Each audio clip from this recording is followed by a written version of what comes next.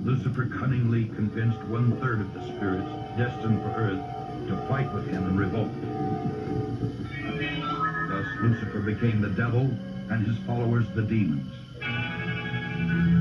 Sent to this world, they would forever be denied bodies of flesh and bone. Those who remained neutral in the battle were cursed to be born with black skin. This is the Mormon explanation for the Negro race.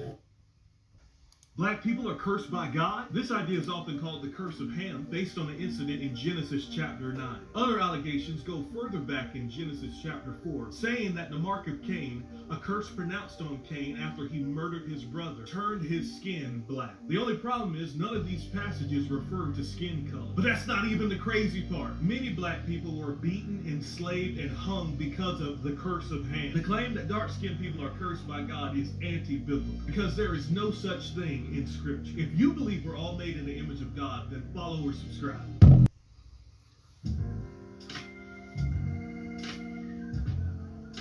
First of all praise to the Father Yahweh, Ba'ashem Yahweh Shai, Ba'ashem Ruachadash. Shabbat Shalom to all the brothers and sisters in recognition to observing this day for worshiping the Most High. Sundown this evening to sundown tomorrow evening, my people. Let's get some rest, worship, and praises into the Father Yahweh in His mighty Son's name, Yahweh Shai, because it is a commandment throughout all of our dwellings, and of course, the Father Yahweh is more than worthy of such.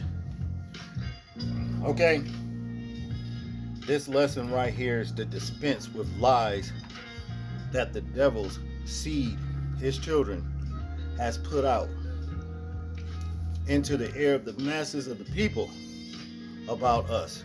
Okay, talking about we are cursed with black skin because of what Ham did to his father Noah, uncovering his father's nakedness. Okay, we're gonna learn the true meaning of what that actually means about uncovering your father's nakedness. I can tell you this, it wasn't about he saw his father get drunk and his father fell out naked on the floor, okay? And he saw his father naked. I'm saying this, how many of us have seen our parents naked? Does that mean that we uncovered our father's or our mother's nakedness? Of course not. That has nothing to do with it, okay? See, we know that the devil is a liar and the truth ain't in him. And neither is it in his children. The truth is not, okay? And talking about cursed skin, how many of us as black people have ever experienced being burned so bad by the sun to where blisters form on our body that look like egg yolks beneath the skin, and when they pop, all kinds of nasty fluid just come out of it, huh? How many of us? I can guarantee you none of us on this planet as so-called black people have ever experienced anything so grotesque happening to us. But we know who that does happen to, a certain race on this planet, okay? Now I would say, with saying that determines who's really cursed. Has nothing to do with so-called black skin, all right? Our curses came upon us because of the curses of Deuteronomy 28 that our ancestors chose to follow. And of course, what our the greatest great parents, great grandparents that is, in the Garden of Eden, Adam and Eve, okay? Which this is how we became cursed and fell up under the curses of sickness and death, okay? But see, what I want you guys to understand is this. Getting into the word here, we're going to start right here in Genesis chapter 2, verse 7. And the Lord Yahweh formed man of the dust of the ground and breathed into his nostrils the breath of life, and man become a living soul. See, this is where we became so-called black, okay? The dust of the ground equates to the dirt of the ground. The Most High formed first man, who we come from, and of course the mother. They were first black because they was formed from the good black dirt of the earth, and that was it. And it's nothing cursed about that. Let's get that understood, okay? Now we're gonna go over in Genesis chapter 6 verse 1. All right, this is going to entail when the Most High would have Noah build the ark. Okay, Noah, the ark builder. All right, and for his family to inhabit, simply because they were full pedigree, because they did not mix with the devil and his angels, progenitors. Well, they're progenitors of these things that they brought up on the earth. Let's get into it. Genesis chapter 6 verse 1, and it reads, "And it came to pass, when men began to multiply on the face of the earth, and daughters were born unto them, that the sons of Yahweh saw the daughters of men, that they were fair," which means beautiful, okay, black and beautiful, "and they took them wives of all which they chose." Okay, they wasn't supposed to do that, but they had to be in. This is how they rebelled against the Most High, by supplanting their evil seed in the earth. Okay, "And the Lord said, My spirit shall not always strive with man, for that he also is flesh, yet his days shall be 120 years. There were giants in the earth in those days, and also after that, when the sons of Yahweh came in unto the daughters of men, and they bare children to them, the same became mighty men which were old, men of renown." Okay, these were monstrous giants. Okay, and they had no love for man. All right, and they took, and this is how the fallen angels, we can call them that, came here and supplanted these beasts through our great grandmothers. You know what I'm saying? These brutes, monsters. And that's what it was all about. Okay, the Most High didn't like that. Okay, those angels who did that, well, what happened to them? They became, and chained and under the ground somewhere, wherever he's got them, in darkness until the day of judgment. And that day of judgment they will be destroyed, along with their protege, with their children. You see what I'm saying? Which were giants. They were flooded out, and this is what this is all getting into. Okay, they were also killed by their own and eaten. All right, because the Most High, he caused them to fight one another. He wanted them destroyed. All right, verse 5, "And Yahweh saw that the wickedness of man was great in the earth, and that every imagination of the thoughts of his heart was only evil continually. And it repented the Lord that he had made man on the earth, and it grieved him at his heart. And the Lord said, I will destroy man whom I have created from the face of the earth, both man and beast, and the creeping thing, and the fowl of the air, and it repenteth me that I have made them. But Noah found grace in the eyes of the Lord." Why? Because he had not mixed, and neither had his children mixed with these Nephilim.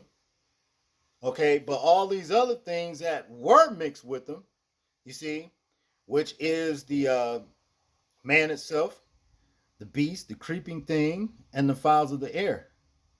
They were destroyed. That was the reason for the entire flood, okay? Verse 8. These are the generations of Noah. Noah was a just man and was perfect in the generations, and Noah walked with Yahweh. And Noah begat 3 sons, Shem, Ham, and Japheth. All right.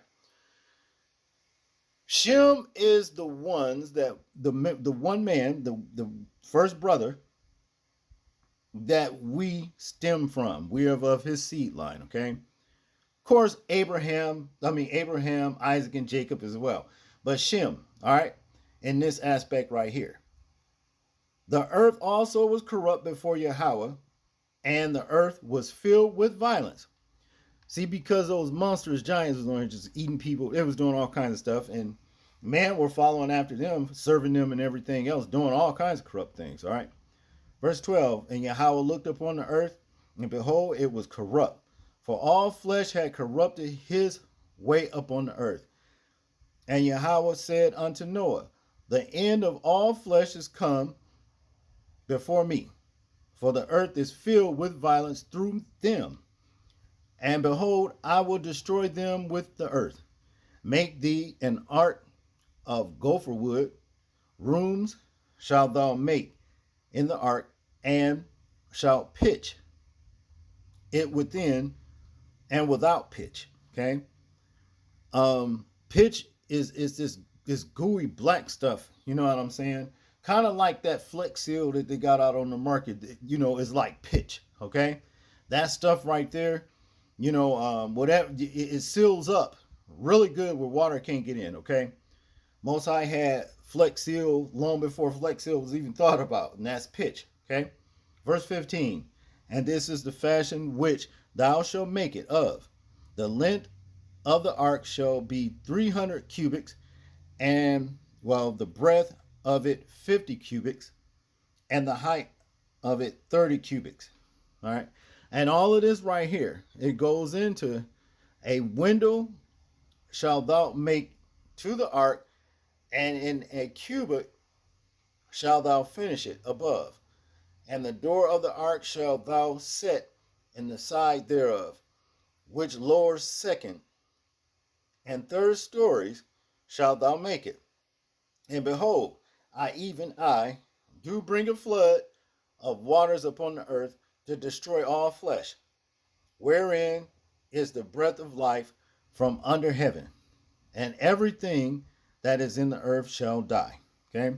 Most High was mad about this, and he's mad now, and he's going to destroy it again, but this time it's going to be with fire. Okay?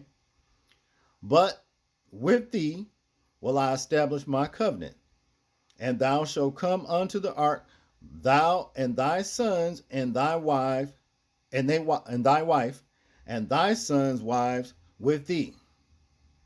And then he instructed Noah to bring about every beast or what have you, every living, everything living, all flesh, two of every sort shalt thou bring into the ark to keep them alive with thee. They shall be male and female. Okay, male and female. All right. Of the fowls after their kind, and of cattle after their kind, of every creepy thing of the earth of the earth after his kind, two of every sort shall come unto thee to keep them alive. And take thou unto thee of all food that is eaten, and thou shalt gather it to thee. And it shall be for thee, and it shall be for food for thee and for them. Thus did Noah according to all that Yahweh commanded him, so did he. All right. Now over here in Genesis chapter 9, see, this is where the problem come in right here. See, Ham did something abominable. All right. He did something very, very abominable. And the results of that, his son Canaan was cursed. First of all, let's get something understood. Ham was of the Hamitic nations, which is the Egyptians, Cush, and the Canaanites. Okay? Ethiopians and all of them. This is who they come from, not the Negro. He is not the progenitor of the Negro. Get that understood. That's another lie that, was put out, I believe by the Mormons, or just say the enemy. Okay? Verse 18. Chapter 9, Genesis chapter 9, verse 18. And the sons of Noah that went forth of the ark were Shem and Ham and Japheth. And Ham is the father of Canaan. Okay? There are three sons. These are three sons of Noah. And of them was the whole earth overspread. And Noah began to be an husbandman, and he planted a vineyard. Okay. And he drank of the wine and was drunken, and he was uncovered within his tent. Okay. And Ham, the father of Canaan, saw the nakedness of his father and told his two brethren without. Okay. And Shem and Japheth took a garment and laid it upon both their shoulders and went backward and covered the nakedness of their father. And their faces were backward, and they saw not their father's nakedness. Okay. And Noah awoke from his wine and knew what his younger son had done unto him. See, they gave the mother a pass. All right. They didn't write actually what Ham and Noah's wife actually did. Right. And he said, "Cursed be Canaan, a servant of servants shall he be unto his brethren." And he said, "Blessed be the Lord Yahweh of Shem, and Canaan shall be his servant. Yahweh shall enlarge Japheth, and he shall dwell in the tents of Shem, and Canaan shall be his servant." And Noah lived after the flood 350 years. Okay. And all the days of Noah were 950 years, and he died. Okay. Let's really check out what uncovering your father's nakedness means. All right. Now, here is an overview right here. It goes into it. It says here, to uncover your father's nakedness is an ancient biblical idiom. Most often, it is a euphemism for committing incest with one's stepmother, having sex with the father's wife. Now, I don't know if this was actually Ham's mother or his stepmother. It doesn't go into that, okay? But that's how he actually uncovered his father's nakedness. And obviously, Canaan was Ham's firstborn. And this is who Noah cursed. You see? Why would he do that? Why would he curse his own grandson? You see what I mean? Why? Because that was the product of the unholy union between Ham and Noah's wife. Okay? Now, it goes on to say here, however, in a broader sense, it can mean violating a father's privacy, exposing his dignity to shame, or usurping his patriarchal authority. But it's really incest. That's what it all boils down to. Because if it wasn't that, then guess what? Noah never would have cursed Ham's firstborn, which is Canaan. Okay? He cursed him, his firstborn, because of that unholy union between his wife and his son. Sickening. Sickening. I'm going to read this right here, and then we're going to go over to Leviticus. Incest and sexual transgression in the Torah, specifically in Leviticus 18 and 20, uncovering nakedness, is a direct euphemism for illicit sexual relations. Because a husband and wife are viewed as one flesh, to sleep with the father's wife or concubine is to dishonor the father's bed and violate family boundaries. And that's what Ham did. That's what this uncovering nakedness mess was all about. Okay? And besides, how did that have to do with something? We're talking about something, well, cursed with black skin and all that kind of stuff. Now briefly back to Cain. Cain came in here with the market Cain, which was, his skin was basically, he was the first albinoid creature to roam the earth because of the unholy union between our great grandmother. It goes further back. I mean, the greatest grandmother ever, Eve herself. And the son came out. And Satan was a fallen angel. He was an angel. And that's why, he looked like he did. All right. That right there was cursed skin. All right. Now let's get into these uncovering the nakedness and all that. Now, here in chapter 18, verse 1, and the Lord spake unto Moses, saying, Speak unto the children of Israel, and say unto them, I am the Lord your God. After the doings of the land of Egypt, wherein ye dwelt, shall ye not do, and after the doings of the land of Canaan, whither I bring you, shall ye not do, neither shall ye walk in their ordinances. Okay? Most High sending our ancestors over to the land of Canaan to take over it. Now, ye shall do my judgments and keep mine ordinances to walk therein. I am the Lord your God. You shall therefore keep my statutes and my judgments, which if a man do, he shall live in them. I am the Lord. None of you shall approach to any that is near of kin to him, to uncover their nakedness. I am the Lord. The nakedness of thy father or the nakedness of thy mother shalt thou not uncover. She is thy mother. Thou shalt not uncover her nakedness. You should not have sex with your parents. And we know a lot of this kind of forbidden, abominable things are taking place undercover, behind closed doors. Okay? It's sick. It's sick. Verse 8.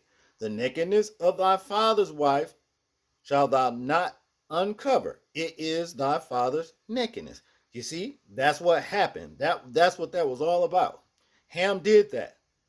The nakedness of thy sister, the daughter of thy father or daughter of thy mother, whether she be born at home, or born abroad, even their nakedness thou shalt not uncover. Anybody that's related to you, you ain't supposed to be doing these things with. The nakedness of thy son's daughter, or of thy daughter's daughter, even their nakedness thou shalt not uncover, for theirs is thine own nakedness. The nakedness of thy father's daughter, begotten of thy father, she is thy sister. Thou shalt not uncover her nakedness. Thou shalt not uncover the nakedness of thy father's sister, your auntie. She is thy father's near kinswoman. Thou shalt not uncover the nakedness of thy mother's sister, your auntie, for she is thy mother's near kinsman. Thou shalt not uncover the nakedness of thy father's brother, your uncle. Thou shalt not approach to his wife. She is thine aunt. Okay?